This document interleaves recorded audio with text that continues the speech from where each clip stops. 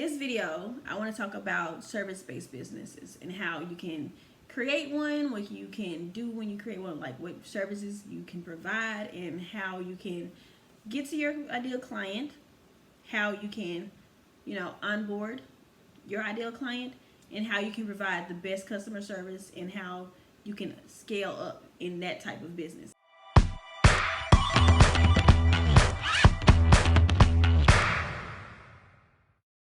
Hi, and welcome again for our third upload of the day, to As Told by Jazz.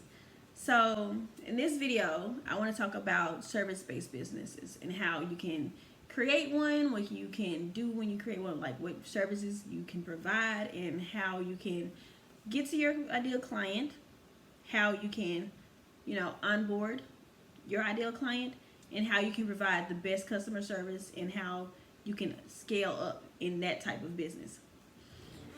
So I recently talked to a friend who is a graphic designer, so we're going to use him as our example through the video. He is just beginning, and he's creating logos for now, just through word of mouth.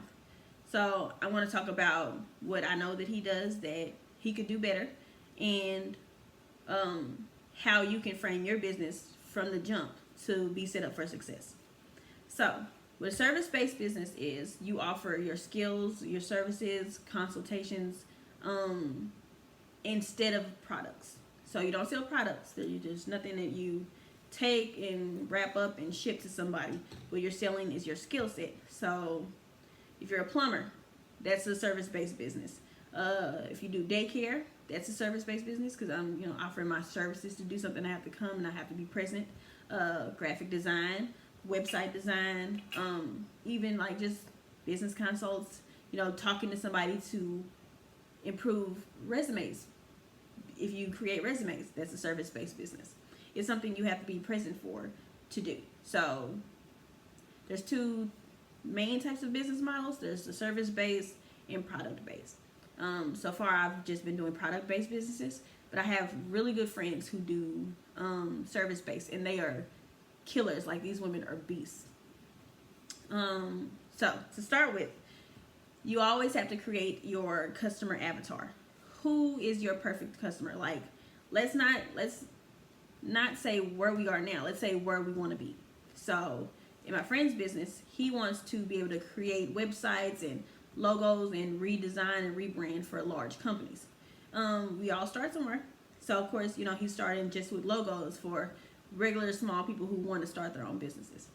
But you always have to think about what you can do now to start building up to what you want to do in the future. Like, because, a large company is not going to take you seriously if the only way to hear about you is word of mouth. Unless you're like super amazing and, already established, and, it's some artsy-fartsy type things. Like, no, like where we are now, a large business is not going to take you serious without a website.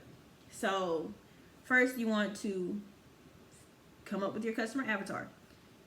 In my friend's example, his customer avatar are large businesses that, need things done on their website, who want to rebrand or do a new website, new logos, refresh their current logos, things like that. So my advice to him is to create a website, and on that website have an onboarding process. That's huge. Onboarding process, huge. Because so far, doing word of mouth logos, people are coming to him. He's accepting deposits that people are ready to pay, but he's not getting all the information he needs to really build up what he needs to do the logo successfully, to do it in the least amount of time, to provide amazing customer service. And that he's not, getting all of the ideas that he needs to get from the client. So it's kind of like a shot in the dark. You make a logo for somebody, it has to be with their aesthetic. It has to match what their business is supposed to display to the customer.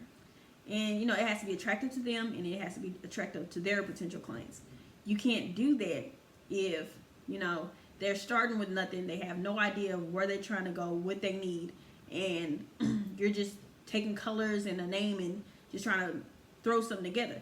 It's not going to work. And it's better if somebody doesn't have all the things together to not take their money and instead upsell them. So that's another keyword, upsell. So we're going to talk about processes, onboarding, and upselling. So after you create your customer avatar, I want to sell to large companies and businesses my services of creating websites and refreshing logos, or then you have to say, okay, what am I proficient at? So what website based like platforms can you work with?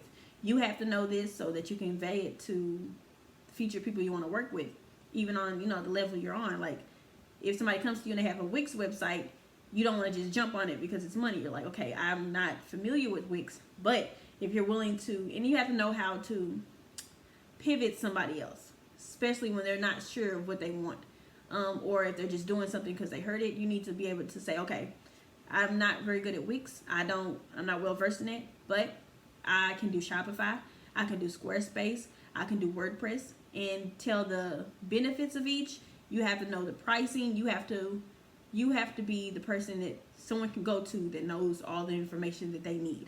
They have to trust what you say. Like what you say has to equal gold because you're so knowledgeable, and you have to be able to convey that in a good conversation. That's also why you want to have good processes in place, because if you don't, communication is not going to be there. It's going to be all over the place. They're not going to know like what the process should look and feel like. And when people don't know a time frame or don't know how long something's going to take, it makes them not a good customer, because then they're always asking, but you kind of set them in that place to be unsure. And if somebody's unsure about something, they're going to come and keep asking you, and then they're going to feel like you're not being like the best service provider. So in his case, I recommended that he creates an intake process. Now, you just need a simple website, like 5 pages, simple website. You need to tell what you do and what you can help somebody with. Customer testimonials are great, but if you don't have them, just as a graphic designer, having an amazing website that you did yourself sets you apart. So the easier your website is to navigate and get through and really feel out, the better it feels to people, the more they'll want that same thing for themselves, because they know you can do it just by navigating your website. But an onboarding process would be, in his case for a graphic designer, would be an intake form, a questionnaire. What are you looking for? You want a logo. We want to ask, what's your price range? What are your colors? Give me the link to your website. Give me the link to your Instagram, so you can get a feel of who their customers are, who they're interacting with, how far along are they with their business. Do they have brand colors? Asking to name those. Do they have brand fonts? Because it's important, if they already have things established, that you bounce off of that. You create a logo that matches. It's also good because then it lets you know where somebody is in the process. So, none of the questions on your questionnaire will be mandatory. So they can fill out the form in patches if they have to, because, whatever they have, just put that in, and, they don't have to create an answer for every questionnaire, because a lot of people don't have an answer for every one. Then you can see where they're lacking and how you can upsell. So let's say this person wants a logo. They're just starting. They don't have a website. They have Instagram, but they barely post, and they don't have, brand colors. They don't have brand fonts. They're not established in that way. The only thing that they have is word of mouth, and then for payment, they collect Cash App for payment, and you can ask, hey, how much have you made? Do you have a customer base? And that'll help you if you are a graphic designer and you're building websites. Can you hey, can you reach out to the customers you've already had? Maybe get pictures from what if your customer as a graphic designer is a baker. Maybe get pictures of, birthday parties or the cakes that you've made and testimonies, and you can add that to the website, just to start bulking up their profile. And that's another way to upsell. So you have somebody fill out this whole questionnaire, and then towards the end of the questionnaire, you can be proactive. You can say, hey, if you weren't able to answer these questions, or if you don't have a website, or you're not sure about brand colors, don't worry about it. Still, submit the questionnaire, but also these are other services I provide. These are things I can do for you, and get you up to par where you need to be so you can start your own business. So click the submit button, jump on my calendar. We'll do a 10-minute consult, and let's get to work. Let's make it happen. Be very matter of fact, be very, strong in what you say. Say, hey, I can help you, period. Point blank, I can help you. I can get you where you need to be. So still submit this form. Get on my calendar, and it'll even boost their confidence in you. Because a lot of times when people do fill out questionnaires and they get on your calendar, sometimes they don't answer the phone. You don't actually have that. Or if they do, you have this conversation, and sometimes they still won't book. But, use language that matters. Say, hey, I can. So even if they don't book right away, even after your whole consult call, they don't book, have email marketing in place. So you're collecting an email on this questionnaire. So you can reach back to them, remind them of their appointment time. You can give other testimonials of what you do. You can show more examples of their work. You can be in their inbox, and you can have their information to contact them in the future. So you do the onboarding process with the intake form. You send them to your calendar. You book a 10-minute consultation. In this consultation, depends on your service-based business. So let's say you're a plumber. You have them fill out the questionnaire. If you don't really necessarily have to do a consult, but if you do want to, you can, and you can find out more information on the phone. You can take notes. You can tell them more about the services you provide if you are a plumber, and then you're connected to an electrician, or if you're a plumber and like you do people's houses, more about codes, and more about things that are likely to break down with plumbing and age of the house and everything. You can really upsell them on that. So even if, hey, this plumbing job, it didn't go through, they remember you next time. So if they need more information about codes or anything with housing or wires, or I don't know, or whatever. So, you really have to be proactive, because a lot of people don't know what they want, and they don't know what you can offer if you don't tell them. So we have the intake form. You have that signed out. You send people to your consult call. And consult call, you don't want to give away. You do want to give away the why, and then give details on the process, but you don't want to tell the how. And that's something that they'll have to pay you for. Say, how do you do it? Or to actually get it done. If you're providing a digital product like graphic design logos, or